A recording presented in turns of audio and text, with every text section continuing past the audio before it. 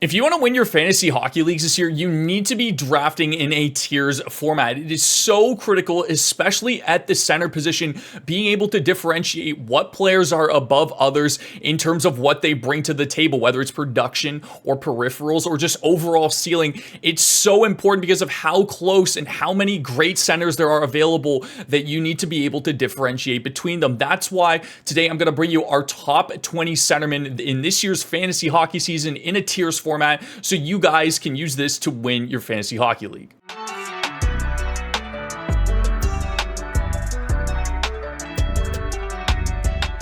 Before we get into the video, guys, I just wanted to take a second to highlight and tell you guys that FPPL registration is now open and spots are filling incredibly fast. So if you want to play in a super competitive fantasy hockey league this year, be sure to go to our website, fantasypuck.net, go over to FPPL right here, click on how to join, and you got to fill out this registration form, then sign up on Patreon, and then join our Discord, and we will allocate a draft time for you guys for this season. So if you're interested in playing in a super competitive, super engaging fantasy hockey league this year with people that actually care about their league and trades and winning and moving up to get into that FPPL Division 1, be sure to check that out. Link will be in the description down below. Moving on to our tier list. Basically, as we get deeper and deeper into the tiers, especially because centermen are just so tight across the board in terms of caliber, you have 4 of potentially the top 5 picks this year that will be into S tier. I'm sure everybody watching this video can name them, but just in case you can't, we want to be able to differentiate really in terms of things like ceiling, things like point production upside, peripheral upside, all that good stuff. So I'll try to do my best to explain the differentiation between the different tiers as we get deeper and deeper into the list. Other thing is the categories that we will be covering for this video that the tiers are based off of are goals, assists, power play points, shots, hits, and blocks. Those are going to be your primary categories as to where players are ranked throughout this list.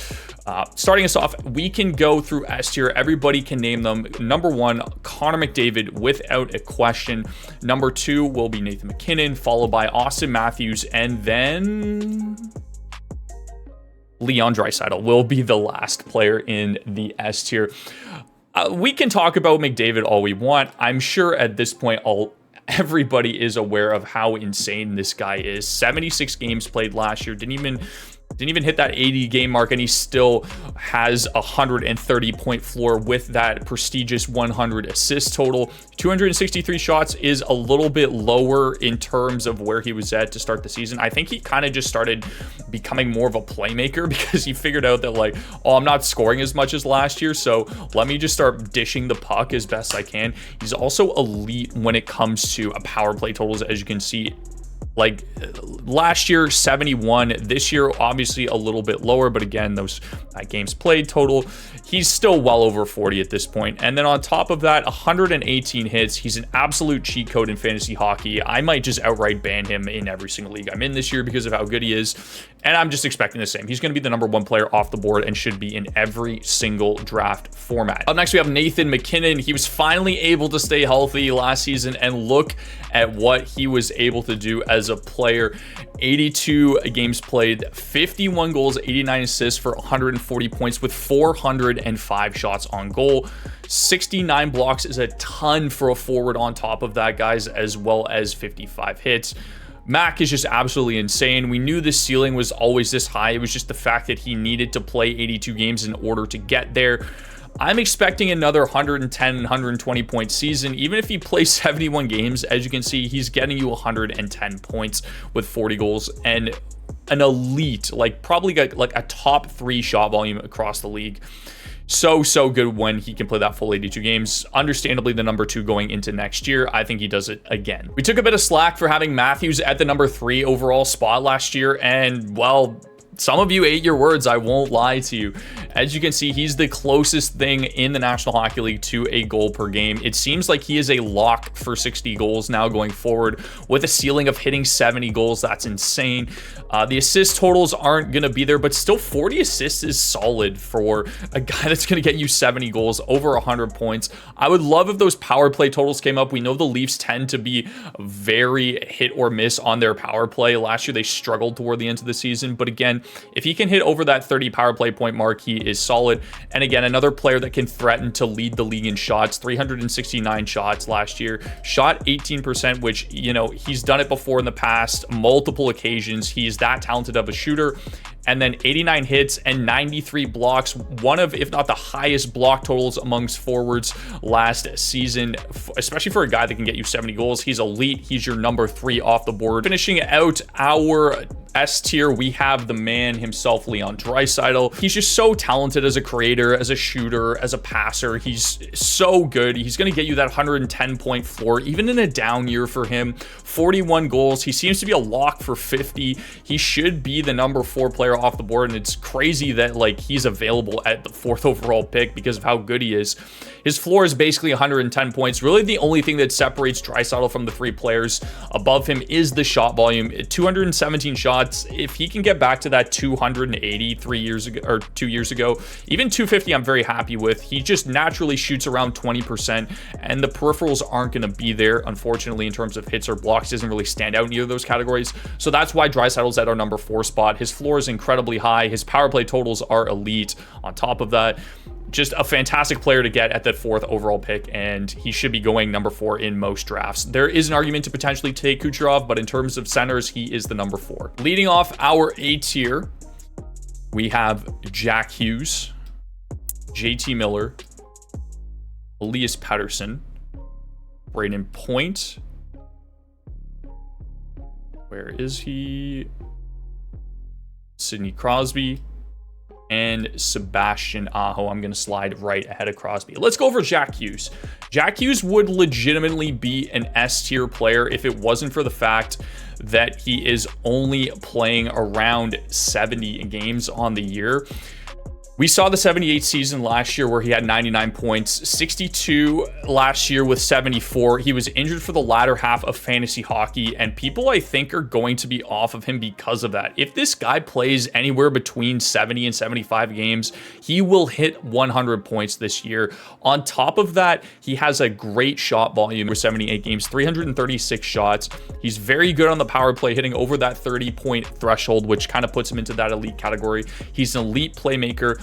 It's very reminiscent of McKinnon, in my opinion, because of the production that you're getting, but the fact that he doesn't seem to be able to play a full 80 plus games. I think he has a top 5 upside when he's healthy in terms of production. The peripherals are on the lackluster end in terms of the blocks and hits, but his ceiling for points is so incredibly high still. I think New Jersey figures it out a little bit better last year. They kind of turned things around at the end of last season, and I think Jack Hughes is in for a monster year. He will hit over the 100-point threshold this year. That's why I have him at the top of A tier, and I didn't quite put him into S tier because he needs to show that ceiling of hitting 110 points. But for me, Jack Hughes is deserving of being at the number 1 spot in the A tier. If we take a look at JT Miller, he is an absolute gem and somebody that FP Don was very adamant about taking in either the 2nd or 3rd round last year, and that really paid off for him. He's basically been in just a category stud over the past 3 years. The production's been great, but the biggest thing with JT Miller is he's going to get you 200 hits out of nowhere with 50 plus blocks every single season. He is also elite on the power play with 40 power play points on top of that. The shot volume is a little bit lackluster, but if you look at his point totals, he seems to be a lock for 30 goals and 50 plus assists every single year. Even if he jumps back down to a point a game this year, I think he's so good because of his peripheral output, including 200 hits, 200 shots, and then anything over 50 blocks is great for a forward. But I love Miller, especially after seeing him last year produce in an elite role on that Vancouver top power play. Him and Elias Pettersson found a lot of chemistry. He's just so good on the man advantage that he just gets such a huge bump for me, especially given the extra peripheral play on top of that. I think he's in a really good spot. He's got a really great floor, and I almost ranked him over Jack Hughes, but I don't think he quite has that ceiling anymore just based off where he's at in his career. I wouldn't be surprised if he jumps back down to the 85-90 point mark, depending on how Vancouver goes. He did shoot 20% last year, which is slightly higher than his career average by about 5%, so just something to keep an eye on. And again, because of that shot volume, I'm curious as to where he will end up this year, but I think he's a great pick either in the second or third round for you guys and is deserving of being in the A tier for sure. Moving on to his counterpart, Elias Pettersson. Very similar story where Petty really showed that he is a 90+ point player. Last year, he had that great 102 total with 250 shots. Again, the shot volume, very similar to JT Miller, is a little bit on the lower end, but I think the ceiling is a little bit higher for a guy like Elias Pettersson, somebody that is just so talented across the board in terms of every facet of the game. He's a great shooter. He moves the puck really well. Again, really good power play numbers. And then 125 hits out of nowhere last season with 68 blocks. You talked about Austin Matthews being up in the 90s. Pettersson was definitely up there in terms of blocks amongst forwards as well too, being some of the highest in the league consistently over the last couple seasons. So I really like Petty this year. I think there's a ton of upside. He also gets dual eligibility, and then we saw that last year along with JT Miller. I think Miller's floor is probably a little bit higher at this point and offers you more in terms of peripherals, but if you want more of a ceiling and scoring option, I would go with Elias Pettersson. Again, really talented player. Again, another 125 hits and then the blocks on top of that. Another very safe player in my opinion. Him and JT Miller were very close for me. I gave the edge up to JT Miller just because he's been at that 100 point to 95 point threshold a little bit more consistently, but I expect the same thing out of Pettersson year after year going forward. He's going to be an elite talent for years to come. And speaking of consistency, we have Brayden Point of the Tampa Bay Lightning. He has been a 90+ point player the last couple years and seemingly a lock for 45+ goals. The goal scoring upside is always there. He can hit into that 50 range. We've seen him hit over 40 multiple times. The shot volume is lower in terms of like comparing him to somebody like, I think he's a very good comparable to like a Leon Draisaitl. He just doesn't quite have that ceiling that Draisaitl does, but the fact that he has that lower kind of shot volume, always consistently shoots around like the upper teens to even the low 20s mark. The power play on top of that, being exposed to Kucherov, had over 30 power play points last season. He's just so incredibly consistent. He's so safe. He unfortunately doesn't have great peripherals. 44 blocks is pretty good, but not too much to show for in the hits category on a year-to-year basis. But Point is so safe. He's such a great pick in the second and third round just because, like I said, he gets you 45+ goals on a consistent basis, it seems like, and 30 power play points. And the shot volume may not be in the elite tier, but it's good enough to roster and make him a 5 category player. He's so safe, guys. I love Brayden Point. Very good pick year after year, and the exposure to Kucherov just makes him so good if you can manage to pair those two together in drafts. Another player that is incredibly safe across the board, Sebastian Aho. Not quite in the ceiling in terms of goal scoring that we see out of a guy like Brayden Point. He's on the lower end as well in terms of total points, just slightly below Point in that sense. I'm saying Point a lot, I apologize. But 36 goals, 37 goals, like he's a lock for 35+ goals every single season. The assist total is what seems to fluctuate. Shot volume is on the lower end of the spectrum. The power play points are usually very consistent as well too, spanning anywhere between that high 20s, low 30s range. The hit total is pretty decent. It's okay. It's nothing great. And the block total isn't quite there. I ranked him behind Point because, again, I think Point has more goal scoring upside, same amount of shot volume, just a higher point total upside as well. But they're both incredibly safe players, and you should not overlook Aho just because of how consistent he is in terms of his goal scoring on a year-to-year basis.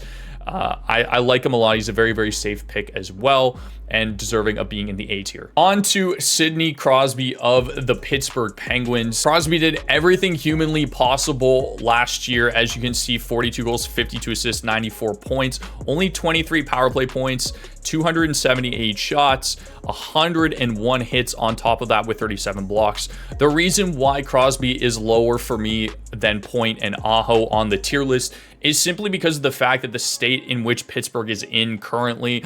I look at their roster and I see a lot of holes in terms of offensive threats, especially losing Jake Gensel. I don't know how Crosby's going to do if you have the same season last year without a guy like Jake Gensel on his team. So I think Crosby takes a little bit of a step back this year, gets, you know, consistently around that point per game range. I think would be a solid prediction for him. He's got a good shot volume, and then if he continues to hit, that's a great value. But in my opinion, again, I'm ranking him lower simply because of the way that I'm looking at Pittsburgh next year, and he's losing one of his main elite shooters in Jake Gensel going into next season, and I just don't know how he's going to replace that. He's still deserving of the A tier because of how consistent he is, but he is at the bottom end of the A tier this year.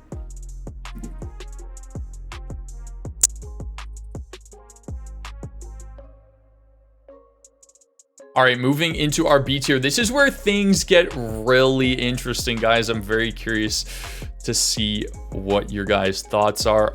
I'm going to throw Tim Stützle, Connor Bedard, Alexander Barkov,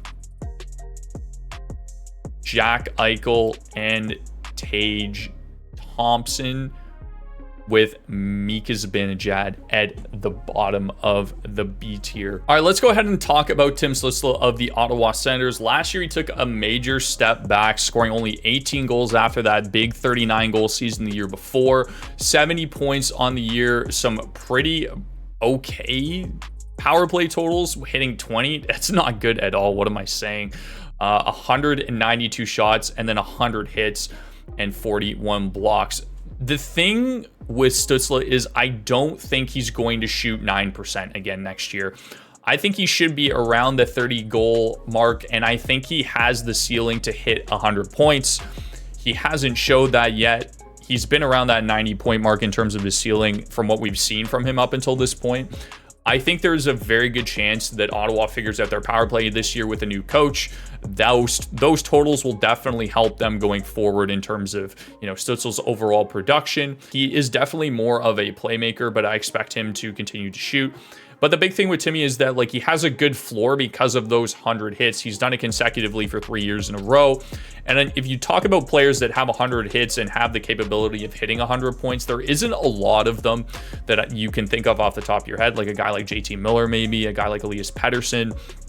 And again, like, those are guys that are going to be in the A tier, and that's why I've priced into Timmy, is the fact that he hasn't quite shown us that ceiling yet. He's still a very, very talented player. He's still a very, very young player on top of that.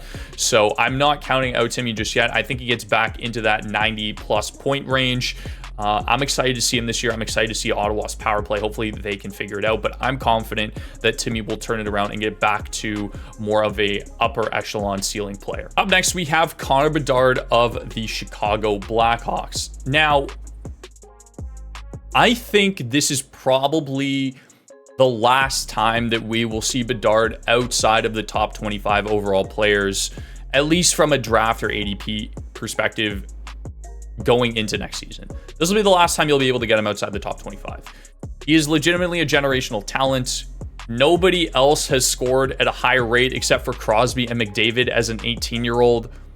And the stats are at such a good sign already for him. Over 20 power play points. That's more than Tim Stützle had last year in 68 games with 22 goals, 39 assists. I'm expecting his goal total to come up quite significantly. I'm expecting his shot volume to jump quite significantly. I'm expecting his shooting percentage to jump quite significantly. Hits, blocks too, solid anytime you can get a player that has a really high ceiling with over 50 hits. But I think the biggest thing for me with Bedard is whether or not he's going to be able to stay healthy. As you can see last season, really, really good time on ice average in that 20-minute range. He's going to get more time on ice, especially going forward. He is the main threat on Chicago still. And they're slightly better offensively with adding guys like Tyler Bertuzzi to their lineup. I think with Bedard, I'm expecting him to be in the point-a-game range, anywhere between that 80-85 point. I think he could legitimately score 35+ goals next year as well. That's why I price him into the B tier. It's just the reason why he's not an A for me right now is simply because of the fact that I'm a little bit concerned with him staying healthy. I'm concerned about whether or not his teammates are going to stay healthy. Guys like Taylor Hall, you know, not necessarily the most safe in terms of their injury history. If you need an elite center this year and you miss out on some of the higher end guys that I've mentioned in this video, Connor Bedard could be a really, really good pick this year. Just careful if you're in plus-minus leagues, but we're not counting plus-minus because plus-minus is a fraudulent stat, and if you play with it, your league is fraudulent. I have Bedard in the B tier. He can easily jump to the A tier, even the S tier if he scores 40 plus goals this year. As a 19-year-old, I could definitely see it happening. I'm all in on him this year. It seems to be the same story with Alexander Barkov every single year. He's shown consecutively over the course of the last 3 seasons that he's capable of putting together some monster point seasons. He just can't stay healthy. It is what it is at this point. I've priced him into this ranking. That's why he's in the B tier. Still a really good option. Should get you 20 goals, should get you 50 assists. It just depends on how long he's going to be out for. In that, close to being in that elite tier of 30 plus power play points. The shot total is there. Again, he never plays over like 75 games. And the 1 year he did it, he had 96 points. He could easily hit 100 points if he stays healthy. He also is so good defensively that kind of prices into the fact that, you know, his ceiling might not be as high as some of the other players on this list, especially the players that I've put in front of him. But he did have over 100 hits last season, which was great, and consecutively blocks around that 50 point mark or 50 block mark. I think he's a great option. Again, I've priced in the fact that he's injured every single season, still has a good ceiling. The problem is whether or not he stays healthy. It's the exact same story for Jack Eichel, in my opinion. Same thing. He doesn't quite play over 75 games consecutively every year. He's dealt with injuries his entire career up until this point. If he can stay healthy, I would expect him to be in that 85, 90 point range with the capability of hitting 40 goals. He shoots the puck a lot, which we love. 278 shots is great. Could easily hit over that 300 mark and be an elite shooter if, again, he stayed healthy. 26 hits on the year, but 61 blocks is very, very good for a forward. He definitely still has that ceiling. The Vegas power play was actually very bad last year. Hopefully they figure that out. Again, that's so dependent on like Shea Theodore being healthy on top of that, and then Jack Eichel being healthy, and then Mark Stone being healthy. There's just a lot that needs to happen in order for that power play to be successful and that team to consecutively score. But again, I think Eichel has a slightly lower ceiling than, say, a Barkov, for example, who's shown that he is consecutively over a point a game when it comes to whenever he plays. Eichel is a little bit closer to a point a game, but he has more goal upside for sure and shot volume, and a little bit less in terms of his peripherals. They're pretty comparable, those two players. I give the edge to Barkov. I'll leave you guys up to decide. But again, Eichel is solid if he's healthy. He just needs to stay healthy, and that's why he's in the B tier. So which Tage Thompson are we getting this season? I think a lot of people are going to be off him simply because of how he was the year before. Costed a lot of people if you took him at the turn, or if you took him in the first round. He was usually towards the bottom there, or you would get him at the early second if you were in the 12 or the 11 spot. I was drafting him that way last year as well too. I didn't get to a lot of him. Unfortunately, he was gone, and I just didn't have that position in most of my drafts last year. So which one are we getting? Well, I think it could honestly be a mixture of last season and the year before. I think we saw his ceiling in 94 points. I think he's more than talented enough to be able to score 50 goals on the year, just given the fact that he has an elite shot volume. His games played is pretty consistent. I think last year, like, I'm going to give him the 1 year to be like, okay, like, you missed a few more games than you normally do last year. Always hovers around that high 70 mark, it seems like, consistently over the past 3 seasons. But again, I think that 90, 95 range is where I have him priced in right now. There is just a matter of uncertainty for me with Tage. A great thing about Tage as well is he usually gets dual eligibility center right wing, which makes him a little bit more valuable. If he was in that 70 point mark last year, I would have ranked him much, much higher on the list. But given the fact that he had such a down year, especially in the assist category, comparing that 47 assists to 27, I'm just pricing him down a little bit to be safe.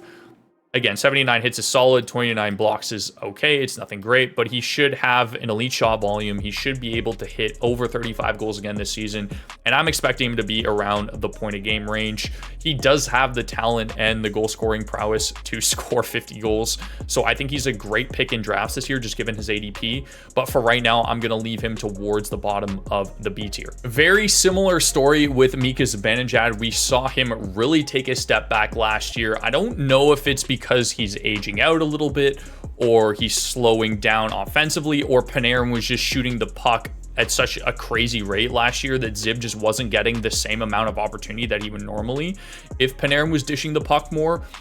But again, not a terrible year out of Zib. Usually a very, very safe player. Like, he always hits around 30 goals. He always gets around 50 assists. He's always around a point a game mark. Very, very safe player in terms of his floor. I'm pricing into the fact that I saw a large dip in production. I think he gets back to being around that point a game range. I don't know if his ceiling is upwards of 90 points anymore, especially with the way that Panarin is going and the way that he could potentially score 40 again next year if he continues to shoot the puck like that. And so I'm just pricing that into Zib. I think he's a much, much safer pick than Tage Thompson. But again, Tage could easily score 50 goals. And so that's why I have Zib below him. But again, there is a little bit of uncertainty, as similarly to every single player in this B tier that has been priced into their ratings, which is why they're in the B tier. All right, let's go right into the C tier. Starting us off, Vincent Trocheck. We're going to throw Joel Eriksson-Ek, and we're also going to put Robert Thomas towards the end of the C tier. Let's talk about Trocheck because he had such a good year last year. One of my favorite players that I always look to draft in any format that counts hits and blocks.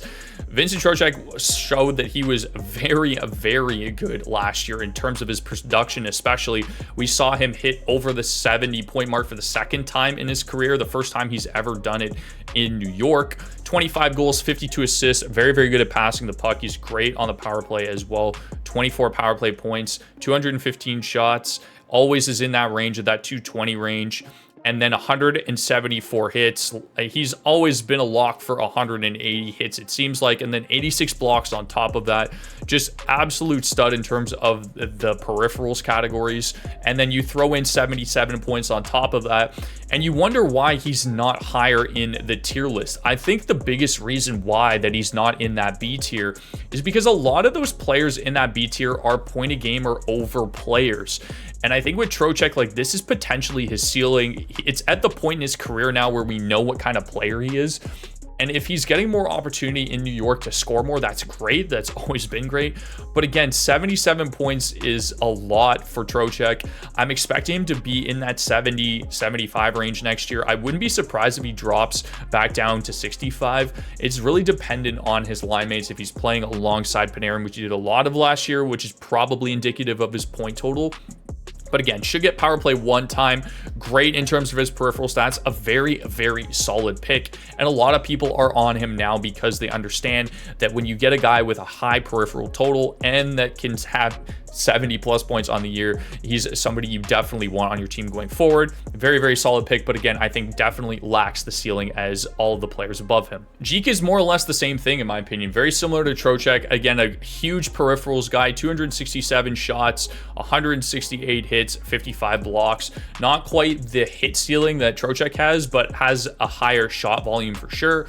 And then 55 blocks, more or less around the same range.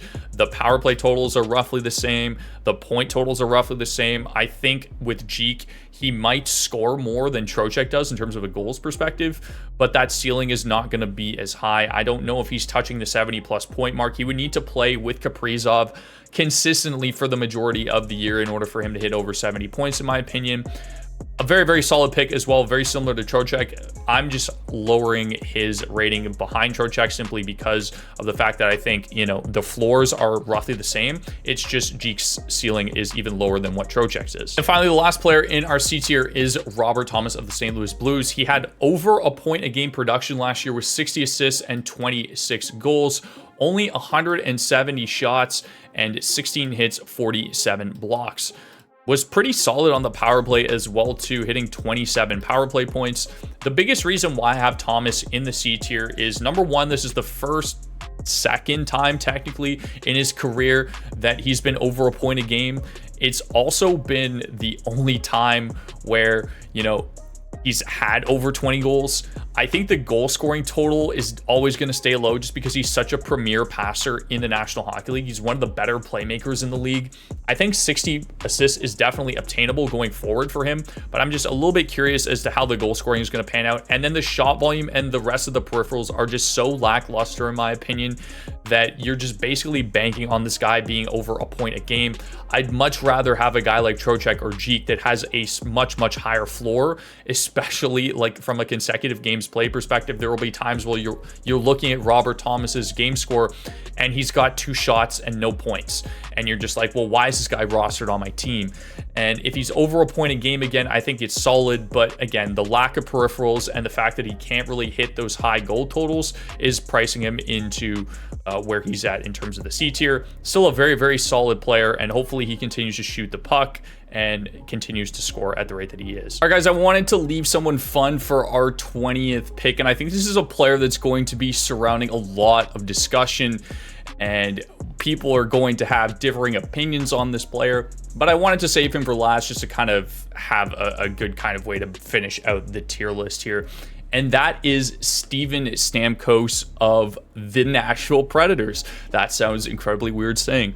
I'm going to throw him into a tier live for you guys because let's look at his stats, and I have a very differing opinion on where he should be. So let's take a look at how he was last season. As you can see, very, very good in Tampa Bay, seemingly always a lock for a point a game. Even in the 2 seasons prior to last year, he was over a point a game with what consecutively looked like 34 plus goals, 42 in 2021-22, where he had that 100-point season. And he's very, very solid across the board in terms of his shot volume and, of course, the power play totals as well. Another great thing about Stammer is he almost always gets a center right wing or center left wing eligibility depending on your leagues, which is a huge thing. He's going very, very early in drafts, and as you can see, with being around that 90 hit range and that 40 plus potentially hit or block, total, Stammer is a very, very solid player. The biggest issue I have with Stamkos going into next season, if we go back to our tier list to kind of decide where we want to put this guy, I think the biggest issue I have with him is the fact that Nashville now has 3 of the almost exact same players.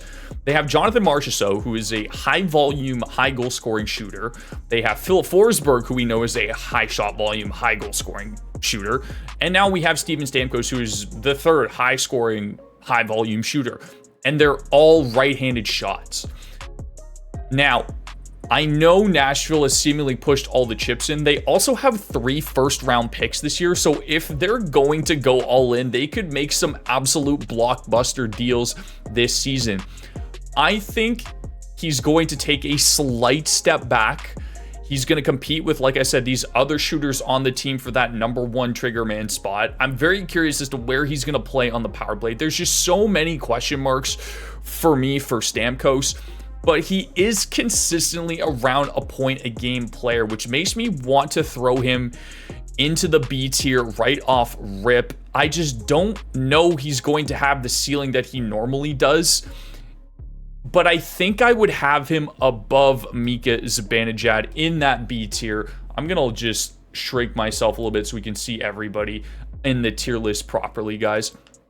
Let me know what you guys think about this tier list. I think Stammer is probably going to be in the lower end. I was thinking about putting him even in C just because of all that uncertainty, but let me know in the comments down below where you guys would be placing Stammer. I love to hear your guys' opinions, and then overall let me know what you think of this tier list. That is going to do it for this video, guys. Again, be sure to check out our fantasy hockey tools in our Patreon, trade analyzer, player cards, weekly schedule, player projections, everything you guys need in order to be successful in fantasy hockey. Thank you so much for watching. Leave a comment down below of where you would be placing players in each tiers. Was I, overzealous about some players? Was I way off? Let me know in the comments down below. Always love hearing what you guys think. But thank you so much for watching. I'll see you in the next video. Have yourselves a fantastic rest of the day.